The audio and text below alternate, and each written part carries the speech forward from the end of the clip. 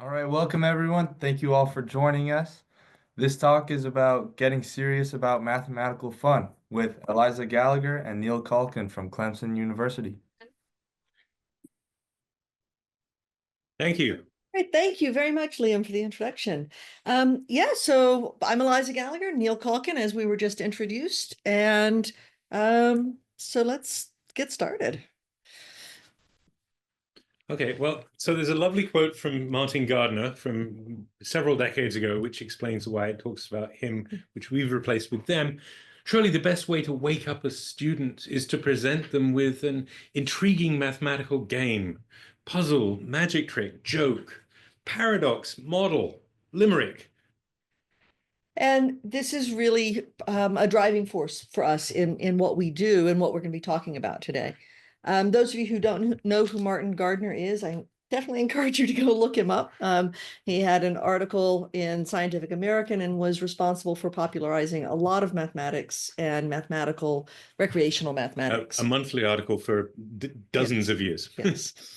So we always like to start a talk with saying, so what is the problem we're trying to address? And the problem in this case that we're trying to address is that lots of university students, even those who are in STEM fields, think of math as work. They've lost the idea that math can be fun.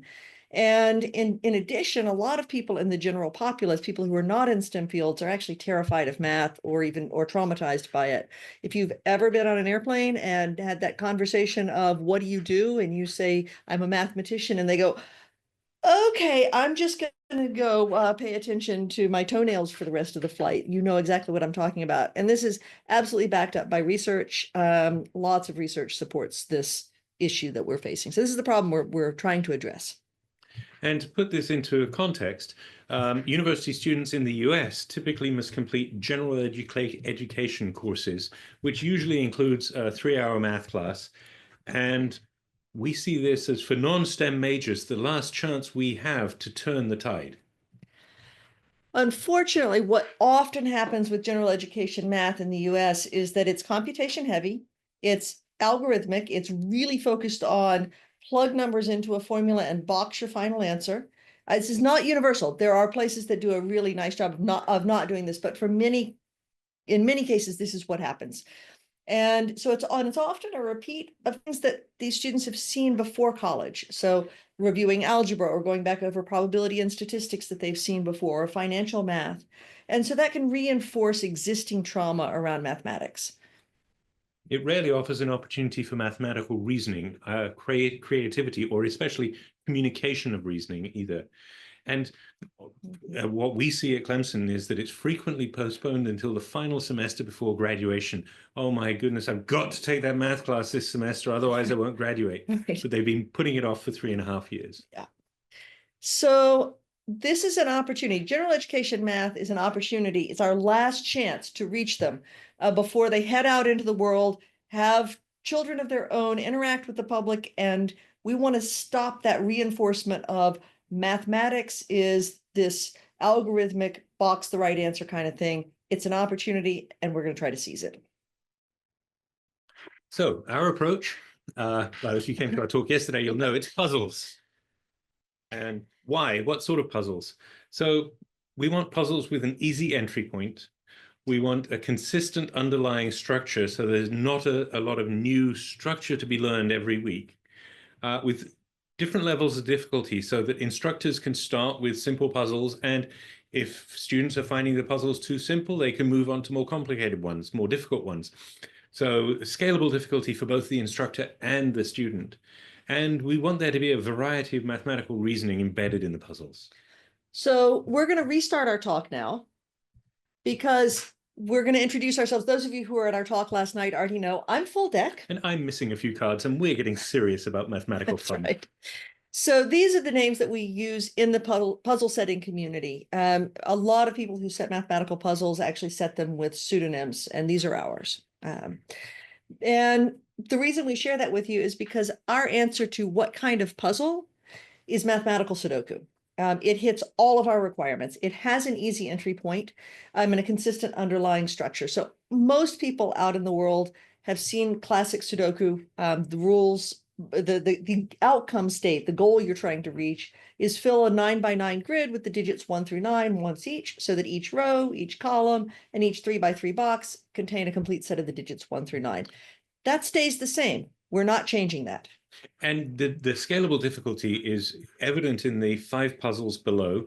The one on the left is really quite simple. Once you wrap your head around the constraint, it's not a difficult puzzle to solve. A good solver can solve it in about a minute. Yes. The one on the right is a little bit harder. And one good solver who solved it took about 40 minutes. Yes. So there's a variation in difficulty here for these. And in the PDF that we'll make available at the end of our talk with these slides, these will be hot links. So you can actually try these puzzles for yourself if you wish. Yep. Now, the mathematical Sudoku comes with some bonuses for us in terms of an instructional standpoint. One is that there is a robust online solving platform, and it is available across all operating systems. It is free. It has lots of bells and whistles. And it's really nice. It's much really better than the nice. interface you see in the New York Times or the Yes. Scientific American for their Sudoku puzzles. Yes. And for us, that actually has an additional bonus in that the person who maintains that site is an active member of what we're doing and is really helpful with providing data to us. And so this is a huge bonus for us. There's also a really vibrant international community. We've had our puzzles featured on channels in at least 4 different languages, and one of them's been viewed over 200,000 times. So there are, I mean, they've been featured in Indonesia, India, Australia, Britain, France, Canada, Netherlands. I mean, so there's lots of it's a huge international community. And constructing the puzzles, those of you who were at the session last night saw the construction tools are really accessible, which turns out to be really important in terms of working with students as well. And we can theme the puzzle. You can see just from these 5 puzzles down here, we try to make them pretty. Now, the colors that you're seeing in there, they're sort of standard colors that go with different constraints. We didn't pick those colors, but we do try to build symmetry into the grid. And as you can see from those 5, across all 5 puzzles, there's only one given digit, the 3 in that puzzle on the far right. So all of the digit placement is driven by the relationships between the cells, the mathematics that's embedded in the puzzle. So we'll talk a little bit, just a very little bit, about the sorts of mathematical constraints we can impose. The first one we'll mention is restrictions on a given cell. For example, saying this cell has to be even, or it has to be bigger than the digits in it has to be bigger than the 4 digits orthogonally adjacent to it, or maybe there'll be a little round circle with some digits in, and they have to be placed in the cells that touch that circle. So that's a local condition. And we're not going to talk about each of the constraints on each of these slides, and there are a lot more constraints than what we're showing here, but we just wanted to give a sampling of what's out there. We can also talk about lines. We can draw lines in the view. You saw those in some of those 5 puzzles. And one thing that we can do with lines is we can break them into sections where we are looking at sums of digits or comparing digits. So when we do that, we are actually setting up the possibility of building systems of linear equations that students can solve. And we don't actually write down the equations, but nonetheless, that's what's happening. So some really nice things to do with various kinds of sum lines. We can also introduce conditions on the lines that are not quite so arithmetic. For example, modular lines, any 3 contiguous digits have to be from different modular classes mod 3. These sorts of constraints lend themselves to all sorts of conclusions about periodicity along the line, which can be very nice. And we can also start looking at things like triangular numbers with clues, for example, x sums. I love x sums. So an x sum, the first digit that you see along a row or a column tells you how many digits to use to make the sum that's outside. So if you see a 15 clue on the outside, well, you know that it can't be more than 5 digits because the triangular sum, there's 5 digits, 1 plus 2 plus 3 plus 4 plus 5. You're going to get to at least 15 in those 5. If you had a 6th digit, you'd be too big. So we can start getting into some interesting other logic where they're having to vary a couple of things at once. So anyway, it's fun stuff. So let's talk about the way we plan the course. So it will have three components. The first will be learning to solve Sudoku puzzles, and we'll start them small and gradually get bigger. And we're going to talk about each of these chunks of the course in a little bit more detail in a moment. The next component is communicating their reasoning behind the solves, be that written communication, speaking it out loud in class, or sometimes videoing it. Yeah. And lastly, the third component, which is the one we get most excited by, is having the students create their own puzzles. So the act of creation forces you to synthesize the material in a different way than just solving a puzzle or even explaining how you were able to solve it. So, as Neil said, with the solving, which is where we're starting to develop the reasoning, we have them start small and start easy. We start with 4x4 puzzles or 6x6 puzzles with a single constraint. We start developing common language and good notation. And we know in mathematics, this is such an important thing, the ability to encode and decode information that's written symbolically. The symbols we're using aren't the ones they're used to. They're not function notation and derivatives, which actually lets us reinforce some of those core ideas of what mathematics does for us in some ways without it triggering some of those negative associations. So it's the same skill we use when we're encoding functional notation, but it's a different setting. And yeah, go ahead. And another really useful practice in life is asking good questions. And in solving these sorts of puzzles, there are always good questions to ask. Where can 4 go in this row or this column? Or what is the implications of where 4 can go in this box on what happens in row 9? Yeah. And we try and train the students to think in terms of asking good questions. And sometimes those good questions start moving into things like parity. For example, if we have 2 digits that we know are consecutive, we know one is odd and one is even. And so we can say, so what does the fact that these 2 are consecutive mean about what their sum would be? And so we can start having some really interesting questions and conversations like that.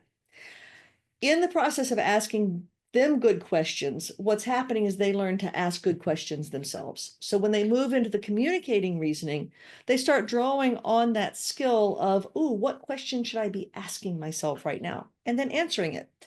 And one of the core ideas that we instill from day one and reinforce throughout is that there's no guessing.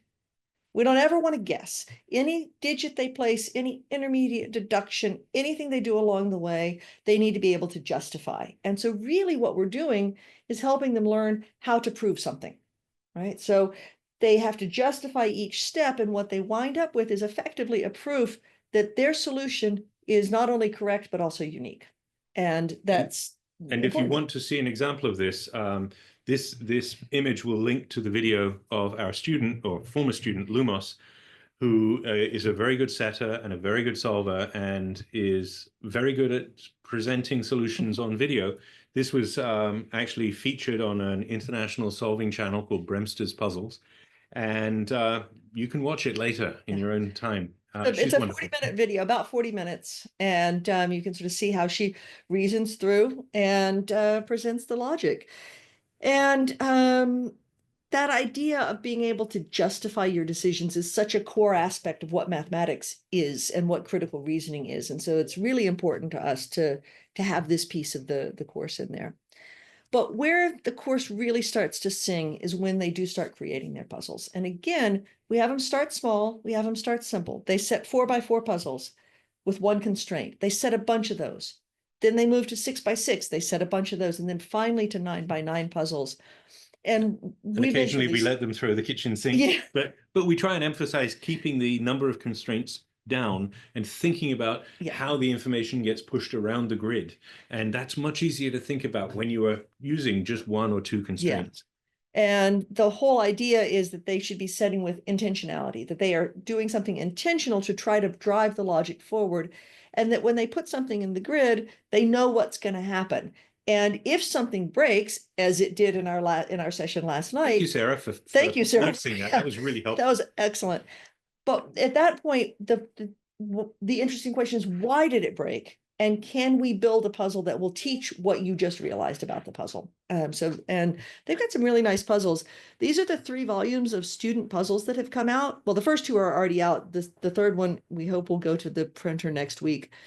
These are also clickable in the PDF we'll send out, and they will link you directly to the PDFs of the student puzzles. And these are sort of they're materials we use in the context of teaching students how to set puzzles. Yes. So we've spent some time trying to make it clear how to use the notation, for example, Right. in an effective manner. So who have we taught so far? We keep talking about what we do in this course. So far, we've taught this course 3 times with honors students, small groups, 15 to 20 students, students in the Honors College. We've also taught 1 unit. Well, we've taught it in a sort of compressed fashion, just looking at small puzzles as 1 unit in a non-STEM gen ed course. And I did that a couple summers ago to see how it went. The 24 students in there, they loved it. We also have an ongoing undergraduate research project coming out of the first time that we taught the course. Several students came to us at the end and said, we don't want to stop. We want to keep going. Will you please start an undergraduate research project? So we did. And so far, over the 2.5 years we've been running that, we've had 40 distinct students who have signed up to engage in research, which includes both setting puzzles, testing puzzles, working with kids, developing a website, developing additional tools, and also some research that we're going to talk about in just a moment, some other research as well. So how do the students react to this?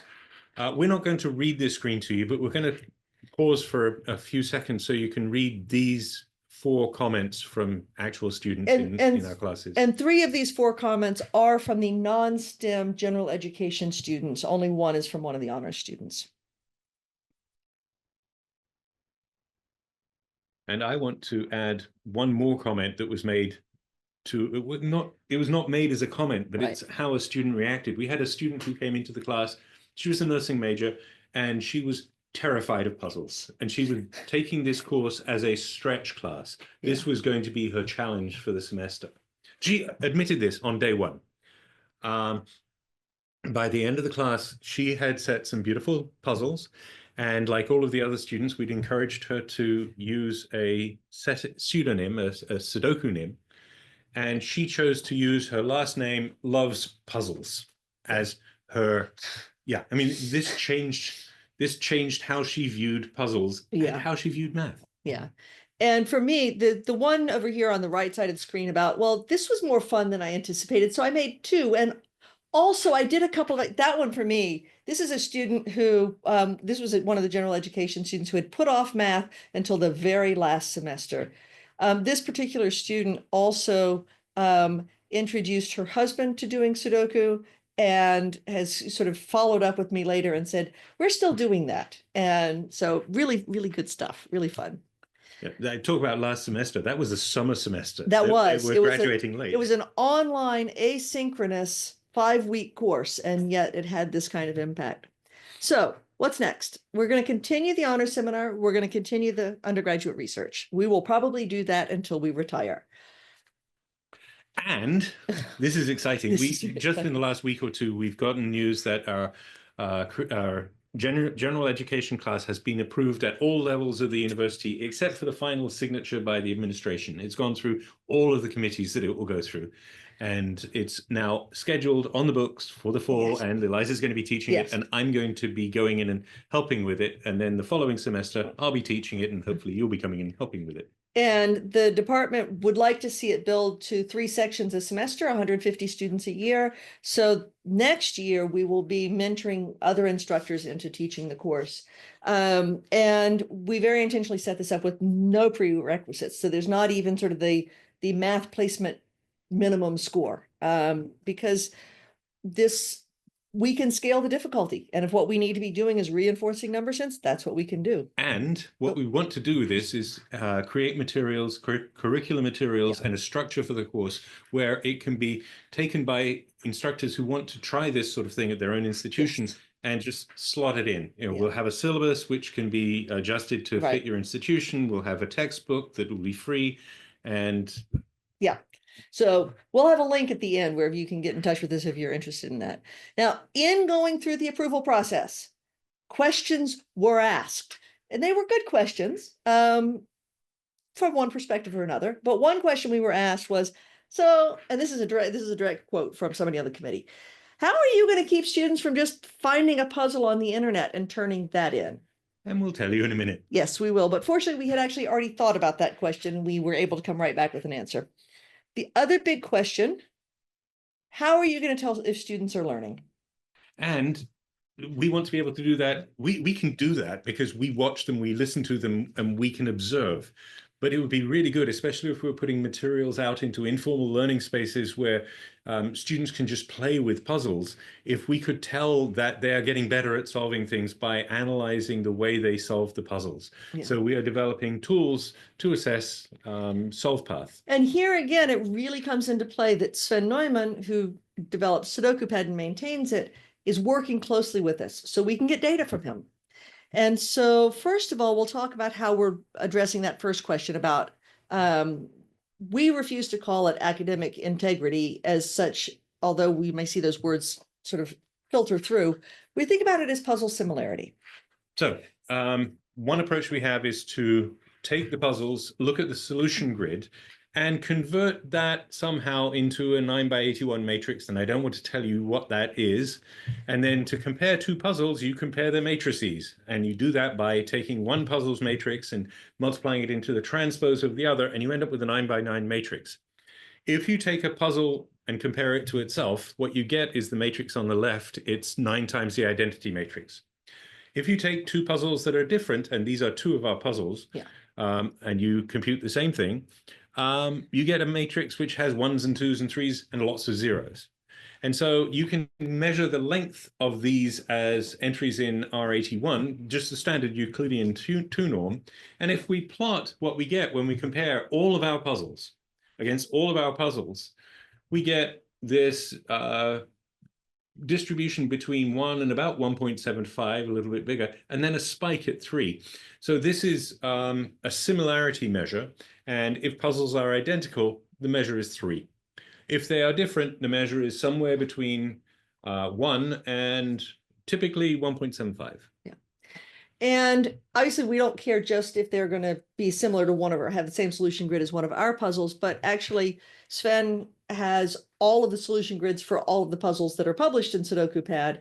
So it's actually fairly quick. We've already started looking at what the time would be to do a real-time analysis of similarity between a puzzle that's submitted and all of the other puzzles out there. And we're thinking about, so where should the cutoff be where we might want to say, oh, this might be a little close. Let's look at it a little bit more closely and maybe ask some questions. So we really, it is an important thing to be able to pick up that in real time. So the other thing is to think about how people are developing mathematical reasoning. And to do that, we're looking at solve path, because Sudoku Pad, we can actually capture every interaction that somebody has with a puzzle if we turn on the data collection. It's not on automatically, so we have to turn it on. So we're working with Sven on a solving interface where that's automatically collected for the students in the class, so we can look at that over time. One of our first approaches was to look at heat maps, where the larger the blob that you're seeing in a cell, the more times the solver interacted with that cell during the solve. Both of these images, these heat maps, are from 100 solves of 2 distinct puzzles by experienced solvers. So one thing we could do sort of naively is take a novice solver's approach or a student in the class's approach and look at how similar it is to one of these, which might give us a sense of if they're in the right place or if they're just sort of guessing at random around the grid. We can also look at a solve flow diagram. In this diagram, each of those nodes represents one of the 81 cells and when it was placed in the grid as somebody solved. And this is 1,000 solvers, experienced solvers, solving the same puzzle. And you can see everybody sort of starts in the same place. There's a lot of difference in path in the middle, and then everybody sort of ends in the same place. So here again, we could look at a new solver and see how it compares to experienced solvers. We're also, and I'm just flying through this so people have a sense of what we're doing. We're also looking at distributions of when different cells were finalized in the grid. Here again, we see there's sort of groupings here. We can see that this particular puzzle with 1,000 solved by experienced solvers, sort of a cluster of stuff that happens at the beginning, a cluster of stuff in the middle, and a cluster of stuff at the end. So lots of different things. We're just getting started on this research, and we're looking at, what makes sense to look at. We want to say a quick word of thanks to everyone we collaborate with, and we've put this into the chat. You can download the PDF, so look at that later. And we do want to get to the last slide because we're asking for your help. We're actively looking for faculty members interested in adopting the Puzzles courses materials, which we've developed. Here's a QR code that'll take you to a Google form and our email information and our website. And thank you for your attention. And we've popped the PDF into chat so that if you want any of those links, you've got it, and all of the information that we had here. Well, thank you very much, all of you, for your time, and feel free to reach out to us and Absolutely. have fun with the materials that we've got here, and we look forward to more conversations.